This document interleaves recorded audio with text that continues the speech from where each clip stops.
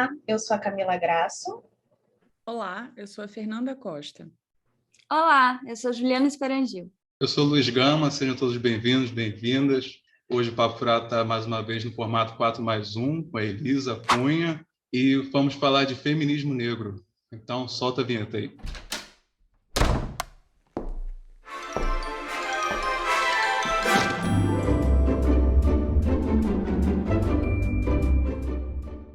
Oi, gente. Então, estamos hoje com a nossa convidada, Elisa Cunha. Elisa é psicanalista, membro do Fórum do Campo Lacaniano, especialista em História da Cultura Afrodescendente e Psicologia Clínica. Seja bem-vinda, Elisa. Vamos bater muito papo furado hoje. Obrigada a todos. Obrigada, Juliana, Luiz, Fernanda, Camila. É um prazer estar aqui com vocês. E eu vou recorrer a uma provocação, a uma frase do discurso de Sojourner Truth, que eu acho que ele pode aquecer nossa conversa. Um belo discurso sobre a exclusão das mulheres negras e o racismo contra as mulheres negras. No texto do discurso, ela pergunta: e não sou eu uma mulher? Deixa eu contar para vocês como é que foi o meu processo. Camila me fez esse convite gentilíssimo, né? E eu disse sim, sem saber o que era. E aí ela me propôs um tema que eu disse ótimo! Depois eu fui pensar e disse, como assim? Né? Como é que eu vou falar de feminismo Essa é a gente em todo negro? episódio. Como é que eu vou falar de feminismo negro? Assim, eu sei como uma leiga informada. E aí fui tratar de me informar um pouco mais e né, avançar nessa escala de informação. Né? E aí eu agradeço muitíssimo o convite, porque só uma provocação que faz a gente caminhar por alguns terrenos que são necessários, mas a gente fica dizendo que não tem tempo, que não tem motivo, que, enfim, né? Que não dá. E aí eu fiquei pensando como foi que eu não cheguei nessa pesquisa antes. Que, olha, eu fiquei lamentando não ter me envolvido há mais tempo com ela, porque é uma quantidade de informação, é uma quantidade de teóricas e teóricos, e tantas frentes de debates, e tantas linhas epistemológicas, que eu falei, isso é maravilhoso e necessário. Conta a história de todo o Brasil, né? Exatamente. Eu fui pesquisar, agora que eu me senti finalmente pesquisando a história do país, porque eu acho que eu nunca tinha feito isso. E você sabe, Luiz, assim, foi a partir... Estava contando um pouco ontem para a Camila que embora, por óbvio, eu seja uma mulher negra, né? Mas eu só descobri, eu só entendi o que isso significa, né? Enquanto experiência na cultura, enquanto experiência, construção de laços, na análise. Foi na psicanálise que eu cheguei a esses questionamentos, né? Que eu fui pesquisar em outros lugares, inclusive, né? A psicanálise dita racista, em alguma medida, a psicanálise tida como esse campo de saber sobre o qual o racismo, que não se debruça sobre o racismo, né? Mas, embora não haja nenhuma teoria, né, sobre o racismo na psicanálise, embora ele não seja um dos conceitos psicanalíticos, né? Mas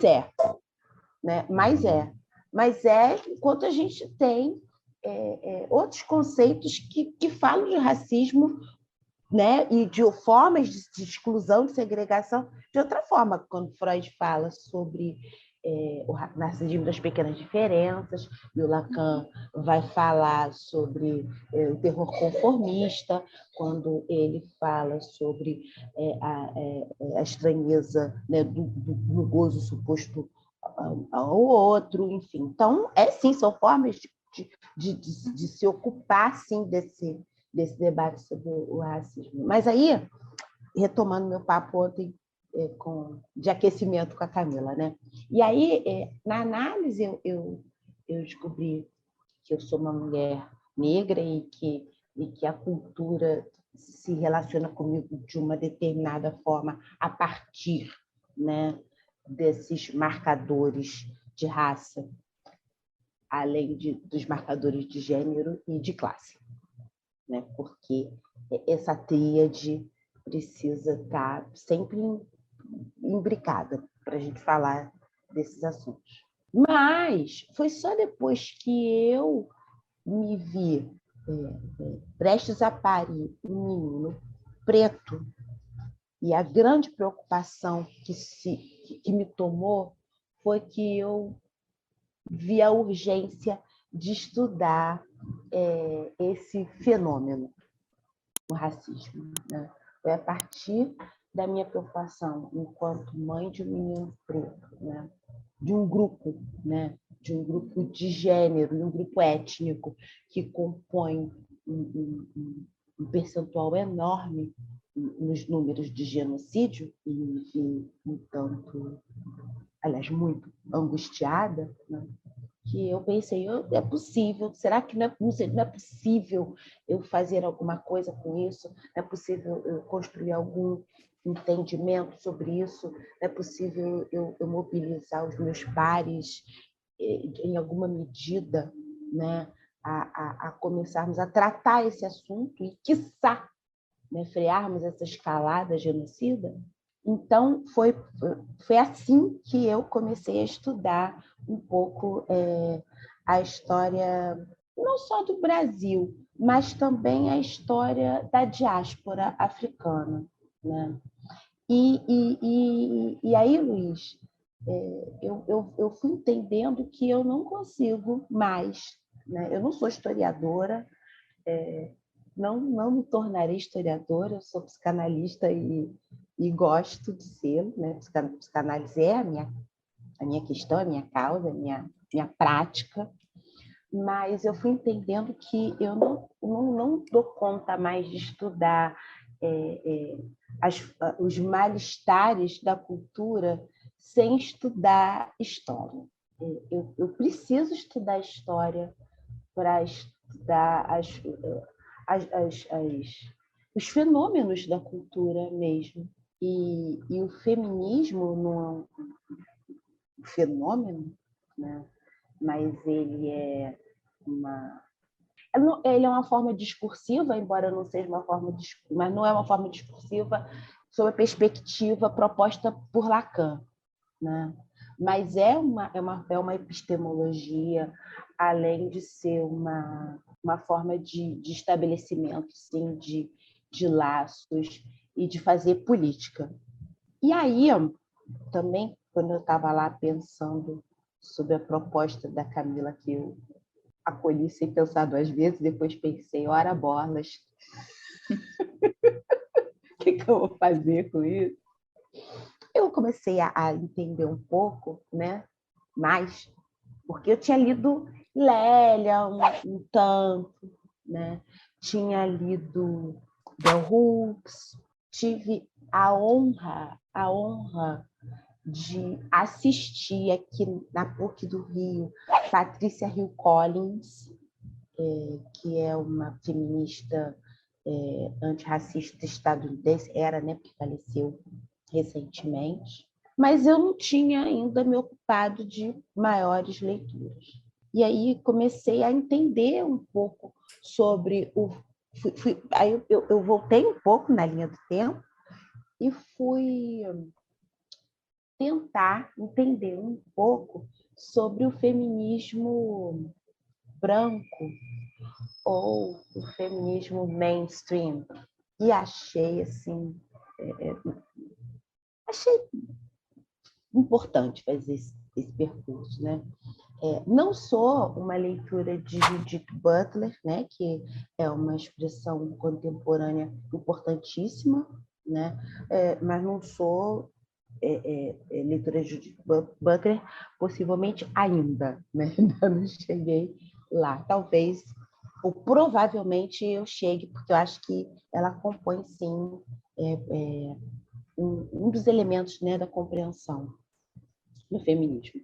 Mas eu comecei a ouvir a ver alguns vídeos, ouvir alguns podcasts, ler um pouco. E aí, depois eu até compartilho com vocês, eu encontrei uma feminista, uma feminista trans, pela qual eu estou assim, encantada. Ela chama-se, professora de sociologia, ela chama-se Helena Vieira. Eu estou encantada com a qualidade da transmissão dela e o rigor e a vastidão da pesquisa dela. Ela tem no YouTube um vídeo que se chama, mais ou menos, Feminismo, Interseccionalidade e Decolonialidade. Eu não sou capaz de reproduzir toda a fala dela, porque ela traz muitos elementos novos para mim, né, que eu ainda preciso ler muito mais. Mas, enfim, a ideia maior do que ela propõe ali, né, ela faz uma leitura sobre o feminismo mainstream, avisando, né, advertindo que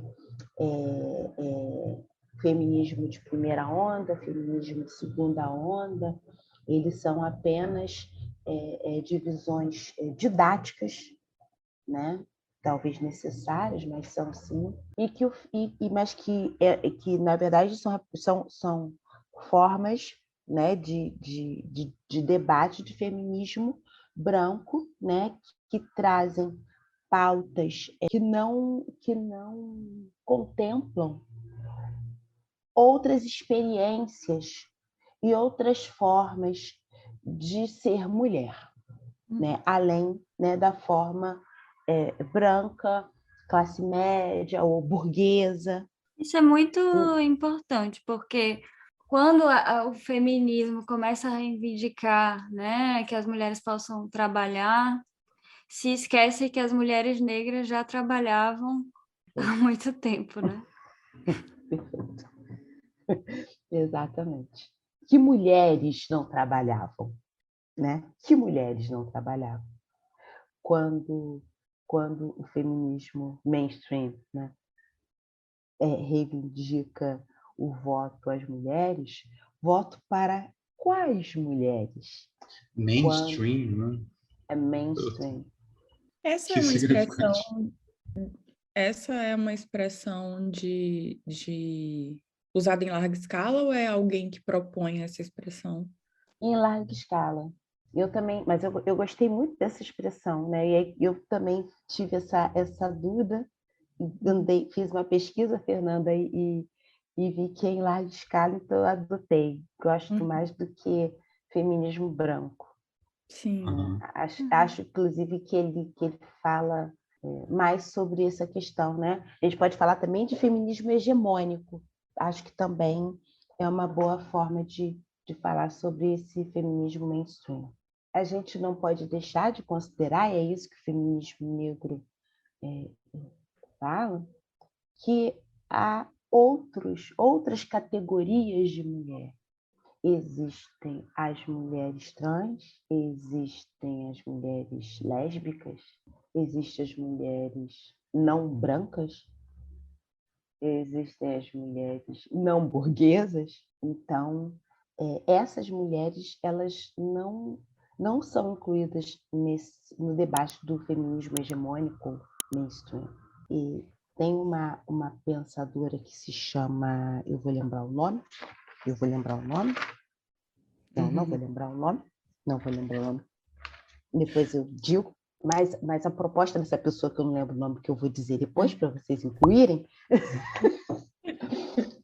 ela fala sobre feminismos subalternos. E esses feminismos subalternos, né, são... porque, entendam bem, a gente fala de feminismos, a gente não fala de feminismo, né? A gente não pode... enquanto psicanalista, a gente entende perfeitamente isso. Exatamente. Né? Essa sua fala me faz muito pensar numa coisa que esse tema me colocou a trabalho para pensar, vamos dizer assim, né? Porque esse efeito que teve com você do papo, né, que a gente te convoca para vir falar sobre um tema, é o mesmo efeito sobre a gente também. A gente fala assim, vamos falar sobre tal tema, porque é muito pertinente, é muito legal, e aí depois a gente para e olha e fala, o que a gente vai falar sobre esse tema? É meio isso também. Então, a gente constrói junto, né? As nossas ideias aqui. Mas...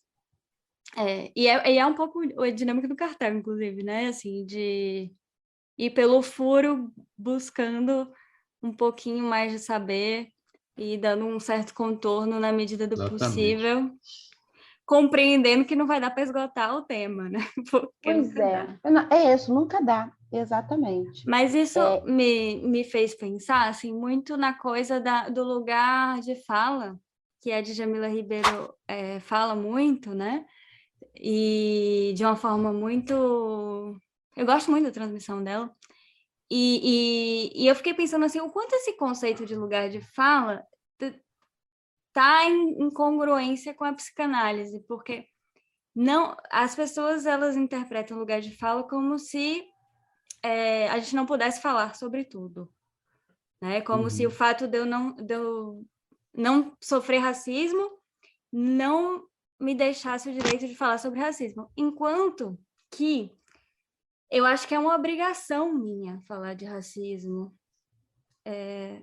E quando ela coloca a questão do lugar de fala, o que ela está dizendo é, independente do que você resolva falar sobre, você fala a partir de uma série de discursos que você teve acesso. E esses discursos é uma reflexão que você precisa fazer sobre o seu lugar na sociedade, né? Sobre onde você está inserido, de onde você vem, o que te foi dito durante toda a sua vida, aonde, né? Quais... A coisa que a gente estava falando aqui, né? Da história, de voltar para estudar a história do nosso país. A gente passou um tempo enorme da nossa vida, assim, ouvindo a história contada de um jeito completamente diferente, né? E eu acho que é isso, porque o racismo, quando a gente entende que o racismo é estrutural, é preciso que a gente se convoque a pensar no que é essa estrutura. E aonde eu estou nessa estrutura, o que eu estou reproduzindo dessa estrutura. E se a gente pensa na psicanálise como subversiva, como ela é o tempo inteiro o lugar da psicanálise, eu acho que ele é sempre esse lugar de responsabilizar o sujeito pelo discurso dele e de questionar de onde você fala, o que você fala, por que você fala, e poder abrir para outros discursos, desconstruir algumas coisas que essa estrutura constrói enquanto o discurso que a gente repete.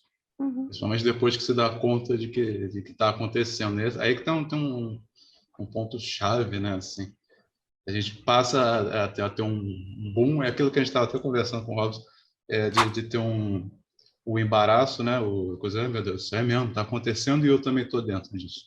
Mas depois e depois romper, né? E aí, essa que é a questão, né? O giro do discurso, né?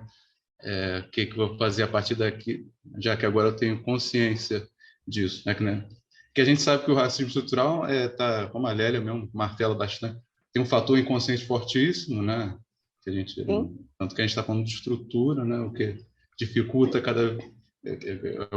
grande...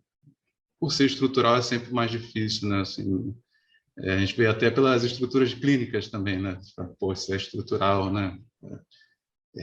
E por esse caminho é sempre complicado, porque não se muda uma estrutura, estou falando da estrutura clínica, né? Vai mudar, por exemplo, um obsessivo, né? Um histérico, mas a estrutura racista, sim, quando quando a gente rompe esse silêncio, né? Por exemplo, saber aquilo que eu estava falando do Luiz Gama, quando eu falei também da outra vez.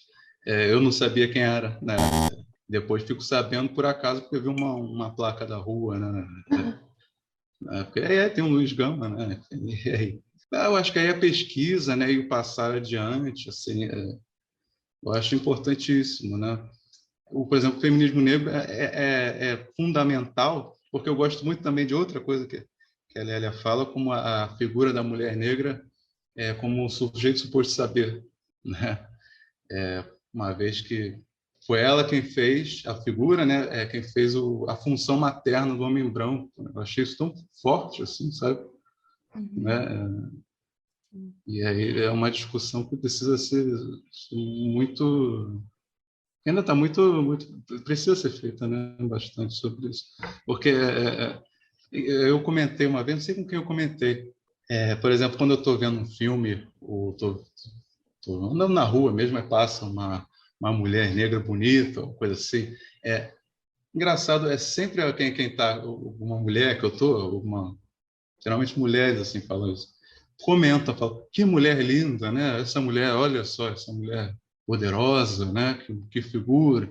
Eu acho curioso, porque eu não tenho esse comentário com outras, né? Uma mulher branca que passa, não tem muito esse comentário. Então tem alguma coisa que diz, assim, né? Tem e geralmente é pela via do incômodo, né? Parece que incomoda, parece que tem uma coisa assim. Eu não sei, é uma coisa que eu acho estranho nesse comentário. Não parece uma coisa assim, tipo, ela é simplesmente uma pessoa bonita. Parece que tem alguma coisa assim, tipo, ela está invadindo, e eu vi muito isso na tese da Aparecida, né? Da Maria Aparecida Bento. Parece que está invadindo o meu lugar de branco. Por exemplo, nas instituições, por exemplo, né? O racismo está muito forte ainda, né? Se você ler a tese dela, você vê que quem comanda, por exemplo, a área de recursos humanos, né? Que fala isso, mas assim, eles estão se esforçando, né? Mas eles ficam lá, né? Eu Tem acho sempre que esse incômodo, parece que tem uma coisa de um saber que não pode, que é ameaçador, é algo que não pode desrecalcar, entendeu? Tem uma coisa bem assim estrutural que a Lélia apontou que eu achei muito interessante, principalmente na figura da mulher negra. Da mulata, né? A mulata, Lá, tá. essa representação Que vira uma profissão. fetichizada, não é? Exatamente, né? Porque a mulher negra, ela é a mãe preta, né? Tipo Dona Benta, Dona Benta não, Anastácia.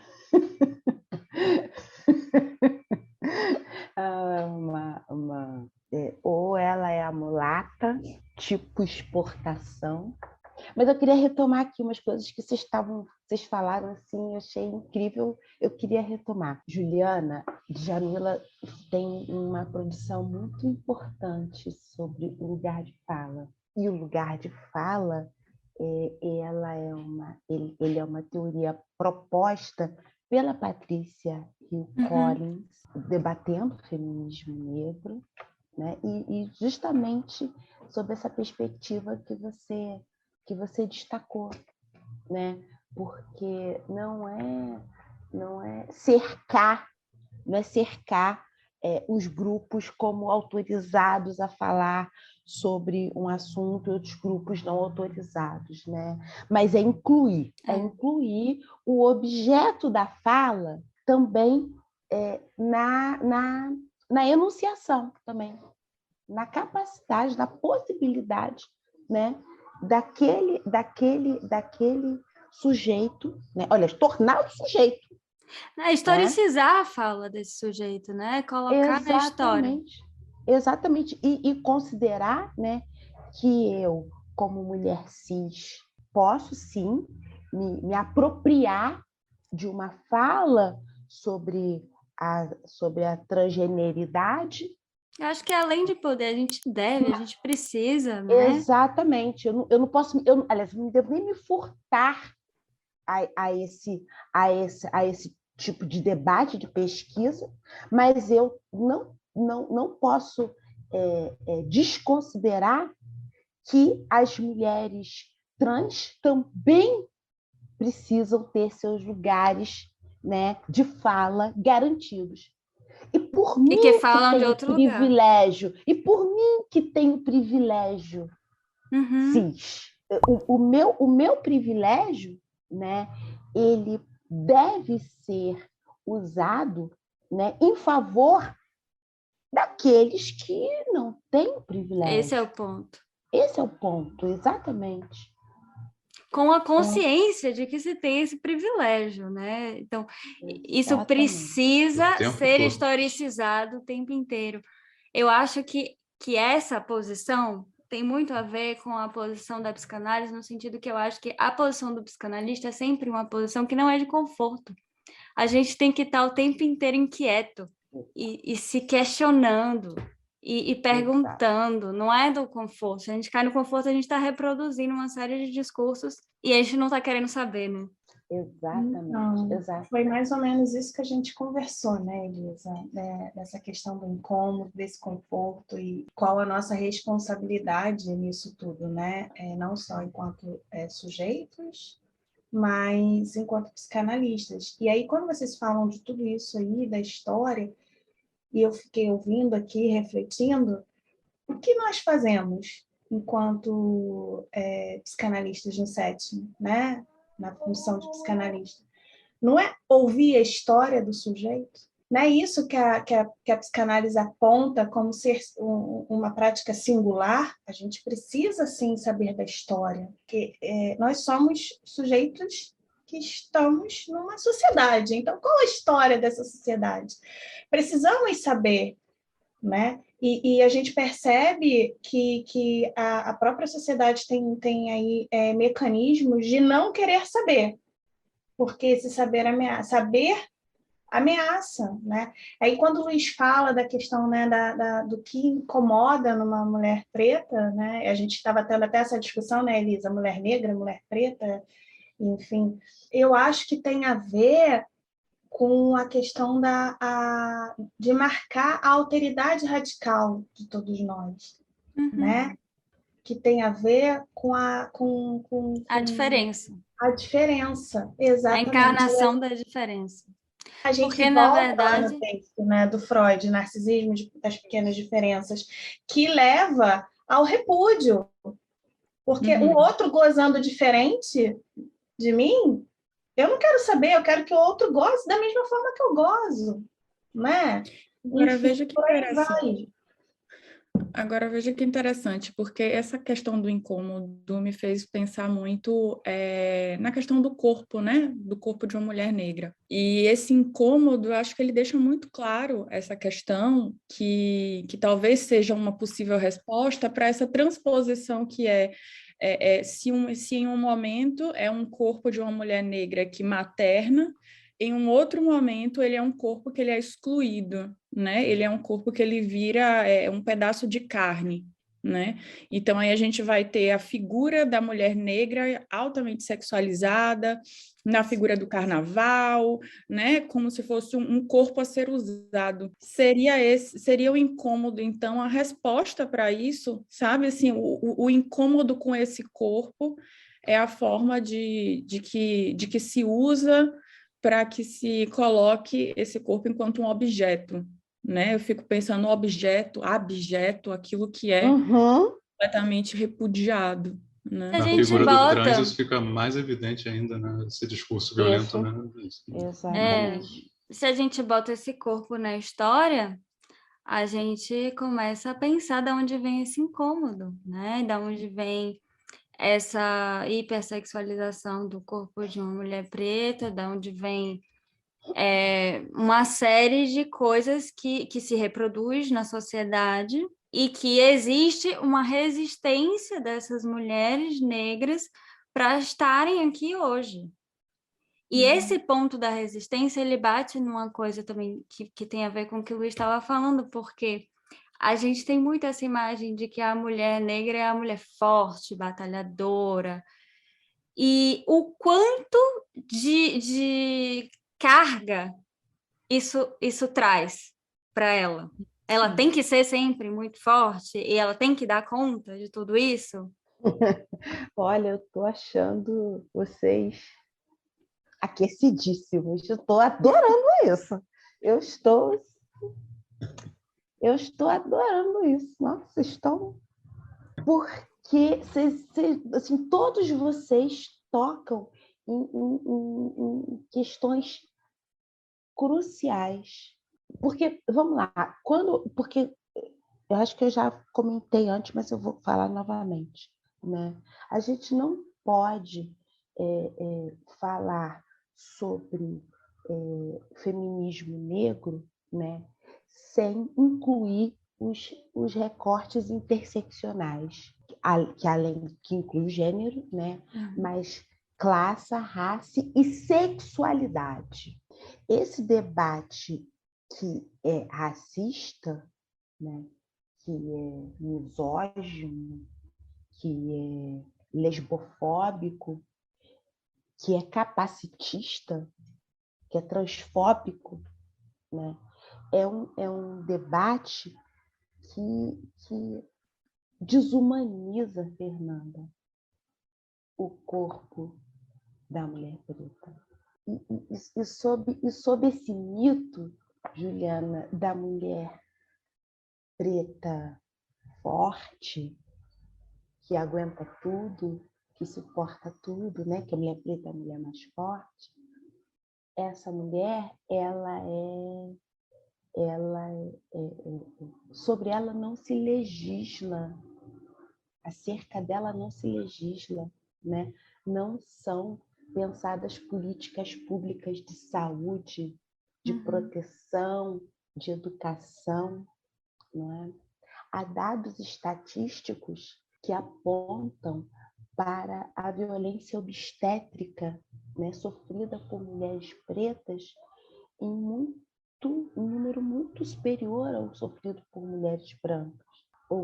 Também há pesquisas que apontam para o uso de anestesia em quantidade enormemente inferior à utilizada usada em mulheres brancas. E aí, falando disso, eu lembrei de uma situação ocorrida comigo que eu vou contar para vocês. Eu fui à dentista uma certa vez e eu cheguei atrasada. Era um horário bem próximo à hora do almoço. Cheguei atrasada, me desculpando e dizendo a ela, perguntando se era possível fazer ainda alguma coisa, que ela fizesse uma coisa pouca, né? Porque eu admitia o meu atraso. Ela começou a mexer no meu dente, fazendo uma coisa pouca, e eu comecei a sentir mais dor, mas fui segurando minha onda, fui sentindo bastante dor, e demorou. E quando ela terminou, ela disse para mim assim: nossa, você é forte mesmo. Eu fiz aqui a obturação de 3 dentes seus, nem te anestesiei. Ela disse para mim, eu não aguentaria. De imediato eu não entendi. Fiquei aborrecidinha, mas eu não entendi. Mas isso ficou flutuando na minha cabeça. E aí eu fiquei pensando, né? Quem é que fez essa mulher que sabe que fez um procedimento super doloroso? Né? O que fez essa mulher acreditar que eu aguentaria? Eu acho que não é um exagero eu atribuir a minha aparência fenotípica, né? E ao recorte de raça. Tanto que você é forte mesmo, parece que está querendo provar, exatamente. Né? A minha experiência deu certo. Você é forte. Exatamente. A minha teoria estava certa. Eu senti dor à beça, doeu muito. Mas, né, enfim, eu acreditava que ia ser uma coisa pouca, e aí eu na minha cabeça calculando, vai ser uma coisinha pouca, não vale a pena ela me anestesiar para fazer essa coisa pouca e eu vou almoçar daqui a pouco. Mas não era uma coisa pouca. Esse tipo de leitura, né, que ela está na malha dos discursos, né, que a polis estabelece com esses corpos. São essas microviolências, né? que são Exatamente. reproduzidas sem parar para pensar, e, enfim. É porque estrutural, né? O estrutural, né? O sexismo estrutural, o racismo estrutural, né? A misoginia estrutural é estrutural nesse sentido, né? Ele está diluído nessa massa da cultura, né? Diluído de tal forma que muitas vezes você não consegue, com facilidade, pegar o fio de onde é que isso começa. Tem que estudar a história. Por exemplo, o que a Zezé Mota sofreu, por exemplo, né? De ser culpabilizada porque o personagem dela, de Chica da Silva, foi muito sexualizado, né? Ninguém em nenhum momento pensou na questão do diretor, né? Nada. Quem foi comentar isso foi a Lélia. Falou, foi o diretor, gente, né? Tem uma culpa que retorna, né? Isso. Você, lembrando agora de Zezé Mota, eu vi nas manchetes, mas não li, né? De ontem para hoje, assim, uma denúncia, não sei se vocês leram, né? Você leu, Camila? Eu né? vi. Uma denúncia das atrizes. Conta aí pra gente. Você leu? Porque eu li só a manchete.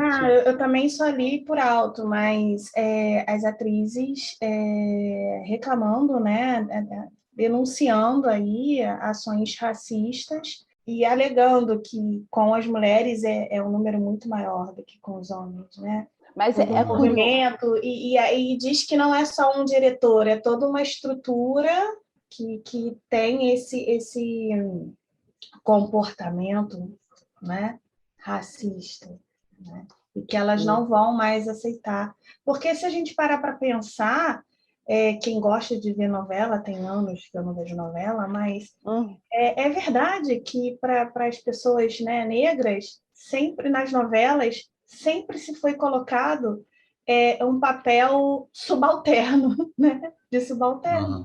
Sim. Né? Ou era o porteiro, a empregada, né? E por que isso? Por quê? Por que não pode ter um homem e uma mulher? E atores e atrizes inacreditáveis, né? Tipo, Grande Otelo. Exatamente, inacreditáveis, fantásticos. Né? Como a gente também vê a própria falta de reconhecimento desses atores, né? Numa sociedade, porque... Enfim, mas essa coisa dos papéis que eles ocupam nas novelas fala muito desse imaginário, desse lugar imaginário que se tem, né, sobre uma raça. A vida imita a arte ou a arte imita a vida, né? É preciso que a arte comece a questionar a vida, né? Talvez. Sim, mas tem uma parte da arte que questiona, né? Sim. Mas tudo depende do uso que nós fazemos com aquilo, né? E como acho que o processo de análise ele é importante para todos, né? E a psicanálise estar falando sobre a sociedade, a política, é importante por causa disso. Responsabilizar, sim, né? A sociedade no todo por isso, e questionar o que fazer com isso. A gente já falou aqui em alguns momentos. O que a gente vai fazer com isso que está acontecendo? Eu acho que aqui, falar sobre isso, trazer isso à tona, já é um grande passo. Né? Porque ainda mais a analistas, né? A gente sempre convoca o sujeito a falar. E é a partir da fala que as coisas se movimentam. Mas o que mais a gente pode fazer sobre isso?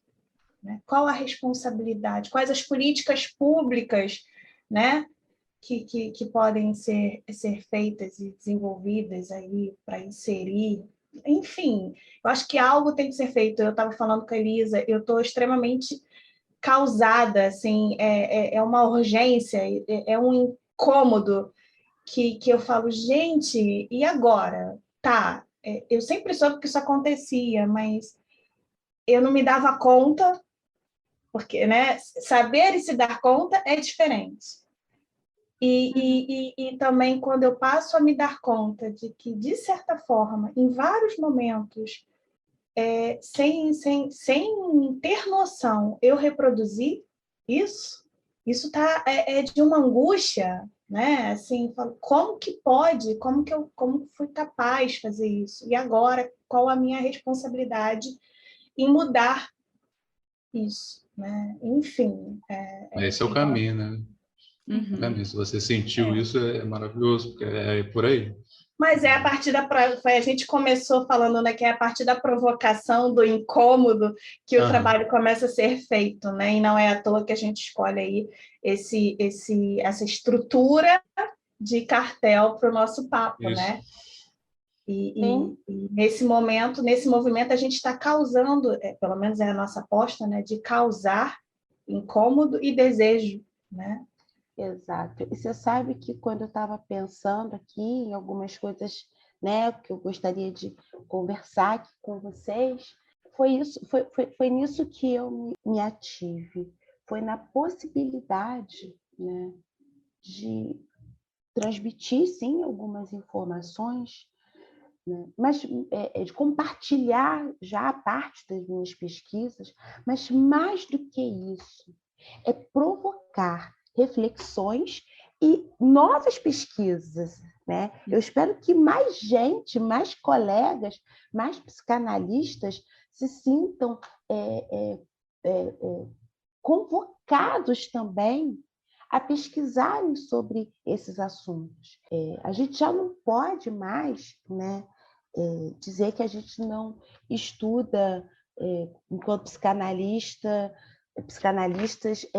questões que são mais estritamente do campo da sociologia, da antropologia, da história. Não, isso já não se sustenta mais. Né? É porque você está indo contra Freud, o que diz que isso faz parte da formação. É isso que eu ia falar. Exatamente. Quando é que isso se sustentou, né? Porque a gente, quando o Freud diz... falácia se sustentou, mas sim, não, Freud nunca disse isso, né? Freud sempre colocou, né, que o inconsciente e o sujeito o social e o sujeito estão ali emaranhados, não tem como fazer essa separação. Ele começa a psicologia das massas dizendo isso. Isso. Né? Que não se dissocia o sujeito do coletivo do sujeito individual. Uhum.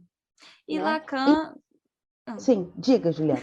Desculpa. Não, eu ia entrar aqui na teoria já de Lacan. Vai, vamos para a teoria. Porque, assim, você estava falando, né, que Lacan não fala do racismo enquanto conceito, mas eu acho que ele toca em alguns pontos, assim, ele tem o texto, né, televisão, que ele responde diretamente uma questão sobre o racismo, mas eu acho que ele tem pelo menos dois olhares para isso, que são extremamente importantes. Um é através dessa constituição do eu, né? E aí a gente pode chamar aqui para o papo a Neuza, que escreveu, né, assim, um livro belíssimo sobre isso, que toca nesses pontos, e tem a questão também desse outro enquanto alteridade, né? Que é o que a gente estava falando, desse lugar diferente que me incomoda, e que para que eu exista, eu preciso agredir isso, porque isso me agride enquanto sujeito que existe, né? Eu tenho muito medo de deixar de existir. E aí a gente pode chamar aí o narcisismo da pequena diferença para conversa também, porque, né, tem a ver com isso tudo. A questão, assim, que eu acho que conversa muito com o papo que a gente está tendo aqui, é que o racismo aparece, para Lacan, como efeito é um sintoma do laço social, né? Uhum. Então, quando a gente fala assim que o universal segrega e que a gente está o tempo inteiro querendo igualar todo mundo, né? E dizer assim, não tem diferença, estamos todos no mesmo barco. Aí vem umas aberrações do tipo meritocracia, todo mundo está tendo as mesmas oportunidades, estamos todos iguais, vamos lá. Cada vez que a gente tenta calar a diferença, surge isso que, inclusive, o Davi Bernat tem um texto falando sobre o racismo, que ele vai chamar isso do imundo do social. E eu achei esse termo que ele utiliza assim, lindo, maravilhoso, né? Porque... lindo e precioso. Lindo e precioso. Juliana, acho que você fez aí um recorte também muito, muito, muito importante. Acho que você tem razão. E eu gosto também, né, de puxar de chamar para o debate, né, sobre o racismo, né, sobre formas de segregação, as várias formas de segregação. Eu gosto de pensar também sobre a perspectiva do discurso capitalista. Que tem a ver com essa coisa da igualdade, né? E da universalização. Exatamente. Porque aí eu olho lá, né? Eu olho lá para os estudos de história, né? Porque o empreendimento colonialista é um empreendimento generalizante. Ele é um empreendimento, né, que, dentre outras ações, mas como uma ação muito importante, ele se propunha a levar civilidade, cultura, desenvolvimento, né, para os povos primitivos. Coitados, né? Não tinham nada. Né? Eu estou aqui da cheio de boa Índia, intenção. É um discurso muito cruel, né? É um discurso... Mas esse discurso que eu escutei na escola. Isso aí que a Juliana falou, é isso aí que a gente escutou, né? E é horroroso, gente. É horroroso vestir isso de boa intenção. Calar um sujeito vestindo de boa intenção. Fui alfabetizada sob essa perspectiva liberal. Pega um ar aqui e continua o papo às vezes. Né? Fomos alfabetizados sob essa perspectiva liberal. E aí a gente recorre a Lacan e ele também fala sobre isso, na perspectiva, né, das subjetividades, né, da segregação, né, das formas de segregação como tentativas de aniquilamento da alteridade. Né? É o insuportável da alteridade. Né? Qual a alteridade que apazigua, né? Olha que coisa. Exatamente. A instauração da alteridade no sujeito é o que apazigua. Senão fica nesse embate mortífero. E aí assim, que estranho é esse que é a mulher negra? Que estranho é esse que é a mulher trans? Que estranho é esse que é a mulher lésbica? Ou a mulher com alguma deficiência? E a mulher pobre?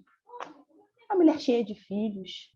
Eu ouvi vários debates e tem um dos debates que eu achei incrível, né? Que a família brasileira, né? Porque o machismo ele é calcado na lógica da reprodução, né? Então, o aborto ele é combatido porque ele é contra a reprodução, o lesbianismo, né? A transgeneridade, né? Então, a perspectiva, né? Como se alguém se relacionasse com o sexo só para ter filho, né? Ô, gente. Então. Pelo amor de Deus, né? Eu escutei outra coisa, né? Quando a Elisa fala também que tem aí uma questão do discurso capitalista, e quando a gente fala de reprodução, eu fiquei fixada na produção. Porque isso é colocado para a gente o tempo todo, que a gente precisa produzir, né? Mas o que a gente está produzindo e reproduzindo por aí? Qual a responsabilidade de cada um nisso? Né? Porque, assim, nós fomos ensinados de uma forma muito dita liberal, mas nada liberal, né, Elisa? A gente estava falando aí de instituições eugenistas, não foi isso que você falou ontem? Sim, fomos, mas hoje a gente já tem capacidade de pensar fora da caixinha, se quisermos, né? E a gente pode fazer diferente. Então, a história pode ser recontada, a gente precisa saber da história e recontá-la e escrever novamente de uma outra forma, sabe? Eu acho que esse é o caminho. Processo de análise, né? É um processo de análise. Exatamente. Mas é isso que os historiadores dizem, Camila. Eu acho incrível. Eles dizem lembrar para não repetir em ato. Isso é muito psicanalítico. Recordar, repetir, elaborar. Exato. Olha que fantástico. Olha Freud entrando no papo. Eu inclusive falar assim que essa sua fala, Camila, me fez pensar muito assim nessa moral cristã que a gente ainda sustenta, né? E o que é isso que reverbera hoje. E aí você falando sobre essa questão, né, da gente recordar, repetir, elaborar, mas eu fiquei pensando muito em como agora a gente está sendo convocado a, de fato, pensar e falar sobre isso, sobre racismo, sobre segregação, porque o cenário político atual do Brasil nos faz, de fato, ter que tomar uma posição, né? Diante do que tem acontecido. Então, é muito bom a gente poder estar falando disso agora, é muito bom a gente estar botando o assunto em movimento, mas é preciso também que a gente coloque isso, e aí agora, né, de uma outra maneira, mas em ato também. Então, assim, eu fico muito tocada, assim, com esse lugar que você fala, né, dessa angústia de querer fazer alguma coisa. Mas acho que um grande passo que a gente está dando é poder falar disso, né? Poder refletir e a gente sair dessa lógica, que é a lógica dessa reprodução de massa, e é uma reprodução que não movimenta algum nível de reflexão, de questionamento, né? É uma alienação, né? É o que se reproduz é da ordem da alienação. Mas isso aí tem uma questão também, assim. Eu acho que não é por acaso que a gente está vivendo esse momento horroroso. Eu acho que é uma resposta por a gente ter avançado um pouco. Eu acho que sempre que a gente avança um pouquinho, tem um movimento do outro lado que fica super incomodado e que fica doido para calar a gente de novo. É a resistência ao recalque. Sobre isso. Exato. Se vocês pensarem, olha, a Juliana tem toda a razão. Se vocês lembrarem, acho que vocês talvez não tenham se dado conta disso, mas eu vou dizer para vocês. Se vocês se derem conta, né, que no primeiro governo Dilma, né, tínhamos como ministra-chefe da Secretaria de Políticas de Promoção de Igualdade Racial uma mulher fantástica chamada Luísa Bairros, uma feminista intelectual sensacional. E no segundo governo Dilma tínhamos uma outra mulher negra, intelectual, feminista, militante, que chama-se Nilma Lino, que foi ministra das Mulheres e da Igualdade Social dos Direitos Humanos. E agora, neste atual governo do Inominável, temos, né, uma ministra da Família que sustenta preceitos excludentes, preconceituosos. Então, acho que Juliana tem toda razão. Agora, o que eu queria acrescentar, né, é que enfim, uma das pesquisas que eu fiz, não me lembro mais exatamente qual foi a fonte, mas havia a seguinte reflexão, né? Porque aí, em nome da família brasileira, reafirmando a necessidade de reprodução, Mas quem é a família brasileira se não uma mulher preta e seus muitos filhos apenas? Uma mulher viúva, uma mulher abandonada, uma mulher solteira. De que família brasileira se trata, né? Família brasileira, essa que em sua maioria é composta de mulheres que cuidam sozinhas de suas crias. Não, e mais, né, Mas Elisa? Família que às vezes tem lá a família margarina, né, que falam, né? Isso. Mas que tem uma empregada preta que cuida dos filhos, tem uma babá preta, né? Então, quem é que está como a nesse lugar, pandemia incomodou né? isso, né? Pois é. Mostrou para as pessoas o quanto essas empregadas domésticas trabalham, porque outra coisa que deu um reboliço do nada foi tentar fazer esse trabalho ter um valor digno. Vocês lembram dessa confusão? A primeira pessoa que morreu de Covid no Brasil foi uma mulher preta empregada doméstica. Não é por acaso isso, gente. Não isso é por acaso. acaso. Muito sério. Também não é por acaso que a maioria, se a gente for puxar lá as estatísticas das mortes, é da população negra. E os que não entram na estatística? Também, que não tiveram recursos, né, nem condições de atendimento, de irem, enfim, foram diagnosticados. E isso não é só no Covid, né? Isso acontece diariamente. Eu acho. Falando, né, com relação à violência obstétrica, enfim. Violência de Estado, falta de políticas preventivas, não é? Falta de políticas de produção de renda, porque em que lugares essas mulheres também, né, estão na lógica econômica? Em que lugar essas mulheres estão em seus locais de trabalho? Cadê? Onde estão as mulheres pretas em lugares estratégicos de poder? Né? É o patriarcado que não cede. Sabe que o Silvio Almeida, ele, por ser advogado tributário, né, ele, sempre que ele vai falar, ele fala sobre o fato de que no Brasil as pessoas mais pobres são as pessoas que, a nível de percentual, pagam um imposto maior. Isso é muito sério.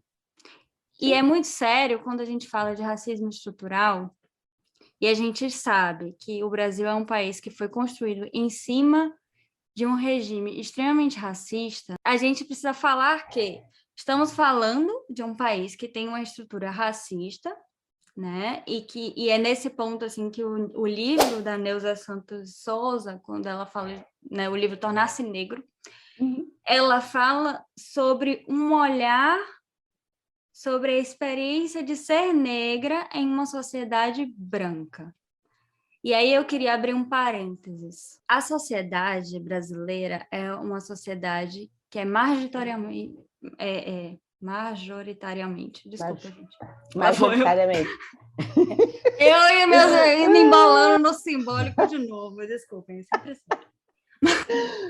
Majoritariamente negra. Exatamente. As pessoas, as pessoas que moram no Brasil, as pessoas que nasceram no Brasil, a maioria são negras. Como é que a maioria é negra e a sociedade é branca?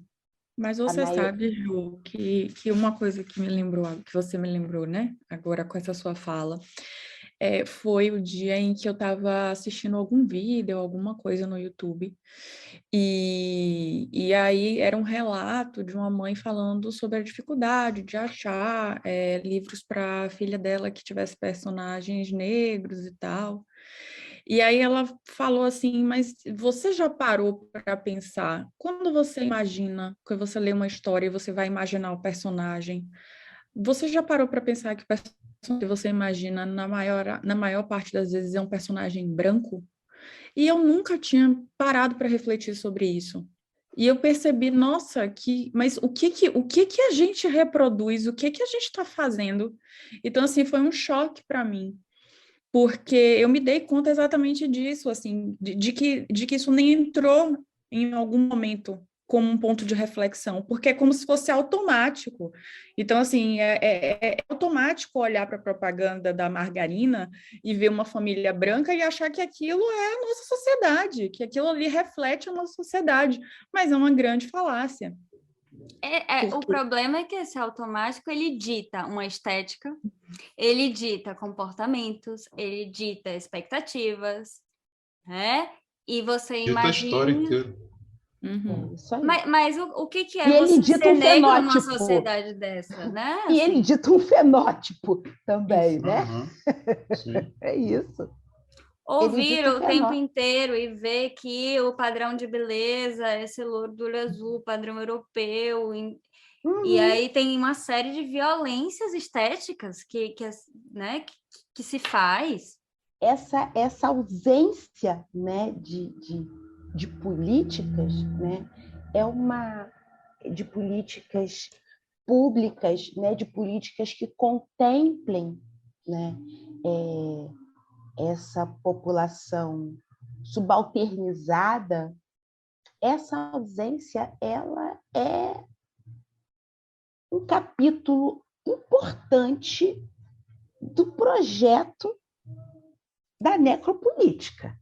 Isso tem um desenho. É um Tem uma projeto que tem um inimigo. tecnologia.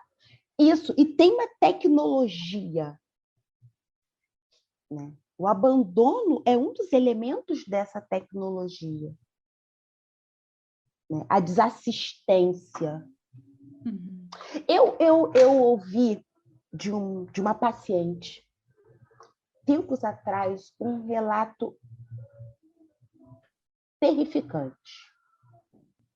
Ela não significou como tal, mas é gravíssimo o que ela me contou. Ela pariu aos 16 anos, numa maternidade pública. A mãe dela estava acompanhando, a levou para a maternidade, a estava acompanhando. No momento em que ela deu entrada na maternidade, e o filho dela é adolescente agora, deve ter uns 12, 13 anos. Quando ela deu entrada na maternidade, ali ela se despediu da mãe. A mãe não pôde acompanhá-la. Ela ficou sozinha, aos 16 anos de idade, parindo, né? Não pôde receber visitas até o dia seguinte. Ficou ali, sozinha. Isso é uma violência impensável. E aí eu pensei no meu parto, né? No meu parto, que foi com dia e hora combinados, local, um séquito me acompanhando. Eu não fiquei sozinha hora nenhuma. E isso, embora tenha ocorrido comigo enquanto exceção, deveria ser a regra para todas e não todas.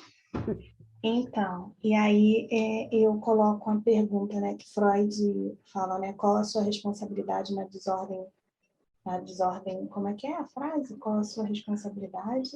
Diante Que da você se encontra. da qual você se queixa. Da desordem da qual você se queixa.